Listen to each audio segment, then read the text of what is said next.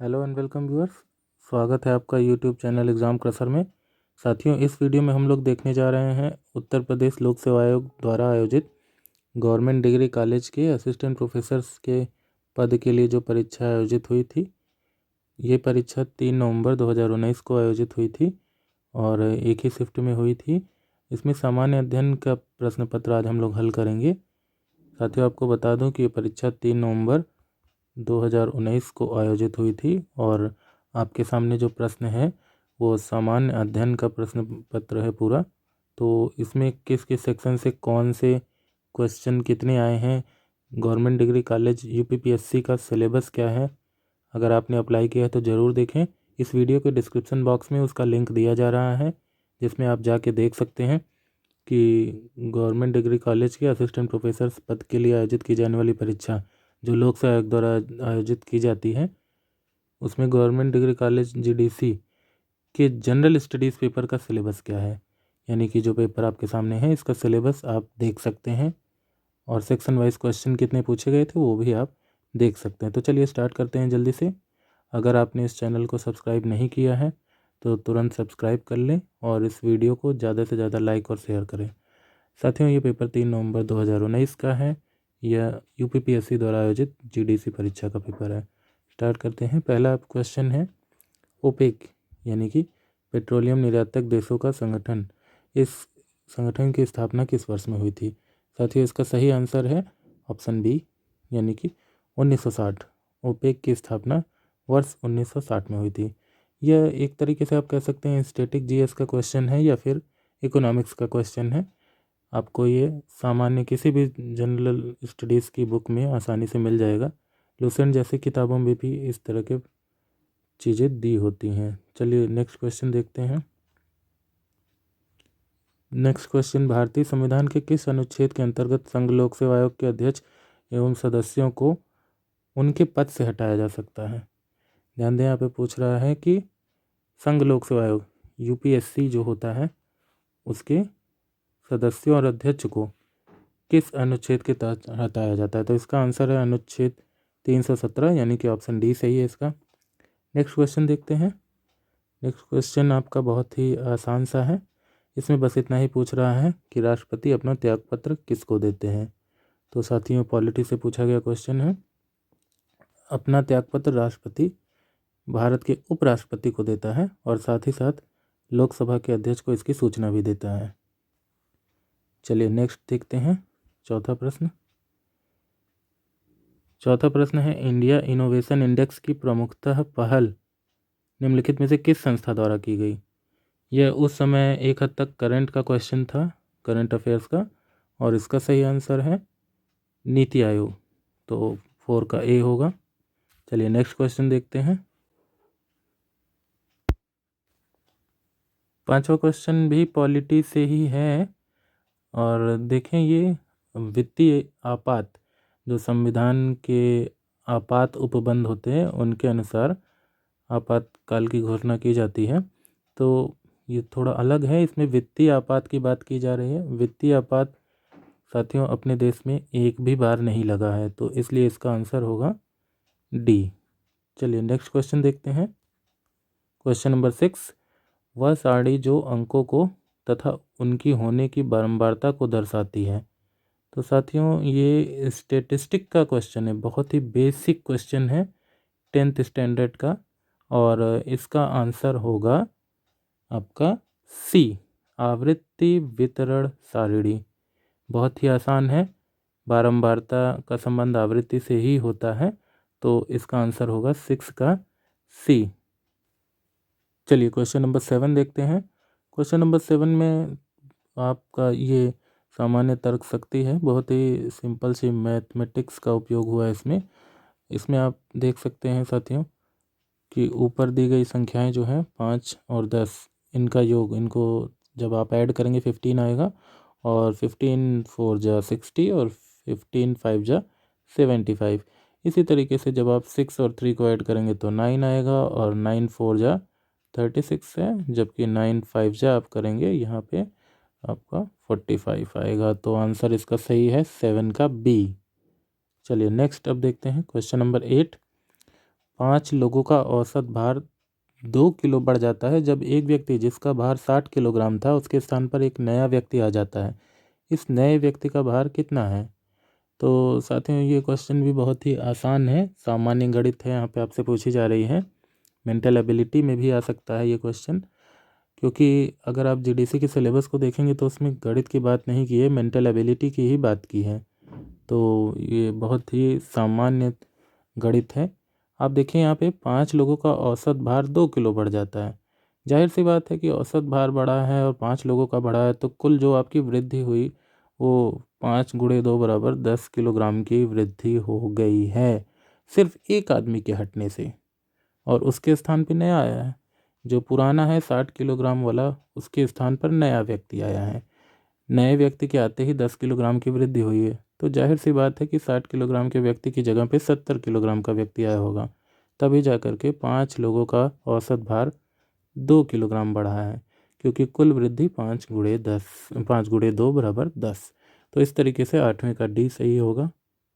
चलिए नेक्स्ट देखते हैं क्वेश्चन नंबर 9। साथियों जैसा कि आप देख सकते हैं यह क्वेश्चन प्राचीन इतिहास से पूछा गया है। इस तरह के प्रश्न बहुत ही रेयरली बुक में देखने को मिलते हैं, इसलिए ऐसा नहीं कि कोई आपको बुक बता दी जाए जिससे निश्चित रूप से आप ऐसे प्रश्न कर ही लेंगे। ये कई बार संजोग की भी बात होती है कि आपने कितनी डीप स्टडी की हुई है। फिलहाल साथियों आयोग द्वारा इसका आंसर जो माना गया था वो है 9 का डी, यानी कि पुलस्त्य ऋषि ही ऐसे थे जिसने अपने समसामयिक शासकों को पराजित करके अपना प्रभुत्व स्थापित किया था, और ये ब्राह्मण परिवार से संबंध रखते थे। चलिए क्वेश्चन नंबर 10 देखते हैं। अब क्वेश्चन नंबर 10 में ये साथियों हिस्ट्री से ही है। इसमें लॉर्ड कर्जन जो था उसने एक बुक लिखी थी जिसका नाम था the problems of the east. तो इसे आप हिस्ट्री का क्वेश्चन कह सकते हैं, और इसमें इस तरह के प्रश्न भी कठिन स्तर के माने जा सकते हैं, क्योंकि उस समय की काफ़ी जाहिर सी बात है कि पुराने समय की पुस्तक है, तो ये करंट के किसी राइटर के द्वारा नहीं लिखी गई, बल्कि जॉर्ज कर्जन यहाँ पे लिख रहा है नाम, और इनके द्वारा ही the problems of the east लिखी गई थी। चलिए नेक्स्ट क्वेश्चन देखते हैं। क्वेश्चन नंबर 11, निम्नलिखित राज्यों में से बाघ गुफाएं किस में स्थित हैं? इसका सही आंसर है मध्य प्रदेश। बाघ गुफाएं मध्य प्रदेश में स्थित हैं। ठीक है, नेक्स्ट देखते हैं क्वेश्चन नंबर 12। ये साथियों at that time current affairs का प्रश्न है, और इसका आंसर है आपका ए लक्ष्मी। भारत के प्रथम बैंकिंग रोबोट का नाम लक्ष्मी रखा गया था। चलिए नेक्स्ट क्वेश्चन देखते हैं। क्वेश्चन नंबर 13, निम्नलिखित में से कौन एक भारत का प्रथम व्यावसायिक जलीय रोबोटिक ड्रोन है? साथियों इस तरह के प्रश्न को आप देख के समझ जा रहे होंगे तुरंत कि यह करेंट अफेयर का प्रश्न है। एट दैट टाइम ज़्यादा इम्पोर्टेंट था ये, और अभी आप पढ़ रहे हैं तो इन प्रश्नों के आंसर को रटने की ज़रूरत नहीं है। अभी आप पिछले 1 साल का, या अभी चूंकि आप तैयारी कर रहे हैं तो इस समय का करंट अफेयर तैयार करते चलें, जब भी परीक्षा होगी आपके काम आएगा। क्वेश्चन नंबर 13 का आंसर आयोग ने माना था आपका आई रोव ट्यूना, यानी कि 13 का सी। चलिए नेक्स्ट देखते हैं। निम्नलिखित में से किस देश में भारतीय सेना द्वारा अक्टूबर 2018 में ऑपरेशन समुद्र मैत्री? यह भी करंट का क्वेश्चन है, इसका आंसर है 14 का ए। करंट का क्वेश्चन है इसलिए अब ये उतना महत्वपूर्ण नहीं रह गए हैं। 15 भी करंट का क्वेश्चन है, इसका आंसर है 15 का डी। माघी पूर्णिमा 15 फरवरी को प्रयागराज कुंभ से संबंधित प्रश्न था ये। क्वेश्चन नंबर 16, शेख हसीना कितनी बार बन चुकी हैं प्रधानमंत्री? अवामी लीग की हैं, तो इसका आंसर है 4थी बार। क्वेश्चन नंबर 17 देखते हैं, ये भी उस समय करंट का प्रश्न था। अटल बिहारी वाजपेयी की स्मृति में दिसंबर 2018 में, इसका आंसर होगा बी, 100 रुपये का सिक्का जारी किया गया था। क्वेश्चन नंबर 18 देखते हैं, यह भी साथियों करंट का ही क्वेश्चन है, और क्वेश्चन नंबर 18 का आंसर है ए, अशोक चक्र। क्योंकि करंट के क्वेश्चंस हैं ये अब उतना महत्व नहीं रखते हैं आपकी आगामी परीक्षा के लिए। इसी तरीके से 19वां प्रश्न भी करंट का ही है। शाही परिवार से संबंधित प्रश्न है, उस समय महत्व का था। 19 का आंसर है सी। चलिए अगला प्रश्न देखते हैं। 20 का भी आंसर सी है। इसमें क्या पूछा गया आप देख सकते हैं। अब ये प्रश्न उतने महत्व के नहीं है साथियों, आगे बढ़ते हैं। 21 का आंसर ए है। ये भी करंट का प्रश्न है। देखिए 28 जनवरी 2019 से संबंधित प्रश्न पूछा गया है। अब ये प्रश्न उतना महत्व नहीं रखते हैं। चलिए क्वेश्चन नंबर 22 बहुत ही इंपॉर्टेंट क्वेश्चन साथियों, और हमेशा आपके काम आएगा इसका आंसर। ये सामान्य विज्ञान से संबंधित प्रश्न है। आप देख सकते हैं सुमेलित करने को कहा गया है। तो साथियों एसिटिक एसिड जो होता है वो आपका सिरके में पाया जाता है। इसके बाद लैक्टिक अम्ल ये मिल्क में, दूध में होता है। साइट्रिक अम्ल साइट्रस फ्रूट, जैसा कि यहाँ पे नींबू आप देख सकते हैं दिया है, नींबू में पाया जाता है। ब्यूटायरिक अम्ल ये 4 कार्बन वाला एक अम्ल होता है और ये मक्खन में पाया जाता है। तो जाहिर सी बात है कि इसका आंसर आपका हो जाएगा, आप देख सकते हैं सही मैच के आधार पे, 22 का बी। चलिए नेक्स्ट 23rd क्वेश्चन देखते हैं। निम्नलिखित में से कौन एक वास्तविक मछली नहीं है? यह भी हमेशा के लिए आप इसको याद कर लें, बहुत ही महत्वपूर्ण जानकारी है साथियों। इन सभी में फिश फिश फिश फिश लिखा तो है, पर आप जानते होंगे, अगर नहीं जानते हैं तो ज़रूर से नोट कर लें। जेलीफिश कोई फिश नहीं है, ये एक वास्तविक मछली नहीं है। जबकि बाकी के तीनों आंसर जो हैं, बाकी के तीनों ऑप्शन जो दिए गए हैं उसमें जो भी है वो असली में भी वास्तविक रूप से मछली है, बायोलॉजिकल रूप से। चलिए नेक्स्ट देखते हैं क्वेश्चन नंबर 24। क्वेश्चन नंबर 24 में कह रहा है कि कठोर व्यायाम की अवधि में निम्नलिखित में से किसका उत्पादन पेशियों में चयापचय उप उत्पाद के रूप में होता है? यहाँ पे चयापचय का मतलब होता है मेटाबॉलिज्म। ऑक्सीडेटिव और रिडक्टिव दो तरह की प्रोसेस होती है। यह बायोकेमिस्ट्री से संबंधित क्वेश्चन है और इसका आंसर होगा आपका लैक्टिक एसिड, लैक्टिक अम्ल। ठीक है, तो इसका आंसर है लैक्टिक अम्ल। नेक्स्ट देखते हैं क्वेश्चन नंबर 25। इसमें जो कथन ए है वो कह रहा है कि रंग वर्णांधता पुरुषों में स्त्रियों की अपेक्षा अधिक होती है। तो बिल्कुल सही बात है। ये जो कलर ब्लाइंडनेस होता है वो पुरुषों में ज़्यादा पाया जाता है। ऑप्शन बी कह रहा है रतौंधी वृद्धजनों को होती है, युवाओं को नहीं। ऐसा बिल्कुल नहीं है, ये गलत है। तो बी सही है, सॉरी बी गलत है और ए सही है। तो आंसर ए होगा, 25 का ए। चलिए नेक्स्ट क्वेश्चन देखते हैं 26 क्वेश्चन। निम्नलिखित कथनों पर विचार कीजिए और नीचे दिए गए कूट से सही उत्तर का चयन कीजिए। ध्वनि तरंगों में ध्रुवण नहीं होता है, कथन है, जबकि कारण दिया गया है ध्वनि तरंगे अनुप्रस्थ होती हैं। तो साथियों ध्यान दें, ये क्वेश्चन फिजिक्स का है और आपको एक महत्वपूर्ण बात मैं यहाँ पे बताना चाहता हूँ। ये 10वीं स्तर तक की फिजिक्स नहीं है। यहाँ पे फिजिक्स आपसे हाई लेवल की पूछ ली गई है। जो आप देख सकते हैं ध्रुवण है, ये ध्रुवण 10वीं स्तर का है ही नहीं। ये ध्रुवण को इंग्लिश में पोलराइजेशन बोलते हैं। ऑप्टिक्स का क्वेश्चन है, ये इंटरमीडिएट स्तर का है। और पोलराइजेशन में होता क्या है आप जान लें। प्रकाश के जो डिफरेंट इलेक्ट्रोमैग्नेटिक वेक्टर्स होते हैं, वो जो विद्युत चुंबकीय वेक्टर होते हैं, उनमें से कोई एक ही दिशा में जाने वाले वेक्टर ध्रुवित प्रकाश में रह जाते हैं। और ये जो पोलराइजेशन का प्रोसेस होता है, पोलराइजेशन का प्रोसेस तभी हो पाता है जब तरंगे अनुदैर्ध्य हों। ठीक है, जब तरंगे अनुदैर्ध्य हों। तो यहाँ पे आपका अनुदैर्ध्य तरंग की बात नहीं है, अनुप्रस्थ दिया है। तो जाहिर सी बात है कि इसी कारण से ध्रुवण नहीं हो पाएगा।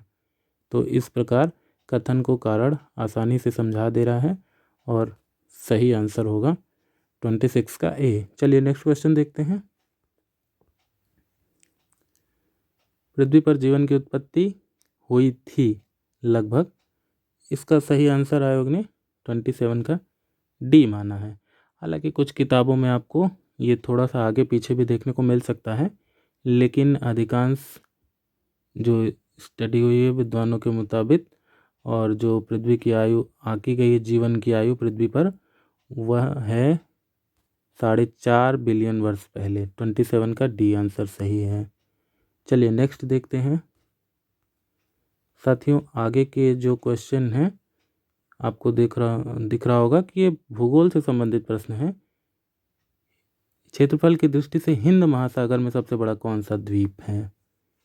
तो बहुत ही आसान सा प्रश्न है ये। क्षेत्रफल की दृष्टि से अगर बात करें तो सबसे बड़ा मेडागास्कर है। मेडागास्कर एक बहुत ही बड़ा द्वीप है, हिंद महासागर में है ये। चलिए नेक्स्ट देखते हैं 29 क्वेश्चन। यह भी विश्व भूगोल पर आधारित प्रश्न है। कौन सी नदी भूमध्य रेखा को 2 बार पार करती है अपने बहाव द्वारा? तो साथियों इसका सही आंसर जो है वो है कांगो नदी। कांगो नदी भूमध्य रेखा को 2 बार काटती है। आप जानते हैं पृथ्वी पर बीचों बीच भूमध्य रेखा होती है, तो जो अफ्रीका की कांगो नदी है ये समझिए अपने बहाव द्वारा भूमध्य रेखा को 2 बार काटती है। तो चलिए नेक्स्ट देखते हैं आखिरी क्वेश्चन। ये भी स्टैटिक जीएस से संबंधित प्रश्न माना जाएगा। अब ये जो प्रश्न है IIRS कहाँ पर है, पूछ रहा है भारत के किस शहर में सुदूर संवेदन संस्थान स्थित है? इसका सही आंसर है साथियों answer A, option A, Dehradun.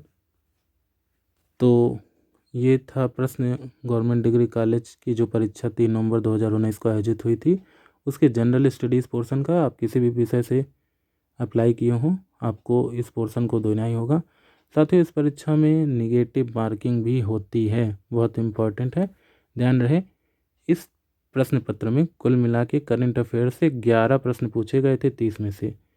तो करंट अफेयर काफ़ी महत्व रखता है, लेकिन ऐसा ज़रूरी नहीं कि फिर से करंट अफेयर ही बहुत ज़्यादा पूछा जाए।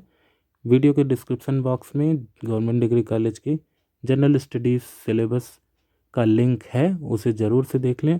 सेक्शन वाइज इस क्वेश्चन का जो है कि किस सेक्शन से कितने प्रश्न पूछे गए थे वो भी इस वीडियो में बताया गया है, तो उसको वहाँ से ज़रूर आप देख लें। साथियों अगर आपने इस चैनल को अभी तक सब्सक्राइब नहीं किया है तो तुरंत सब्सक्राइब कर लें और इस वीडियो को ज़्यादा से ज़्यादा लाइक और शेयर करें। Thank you.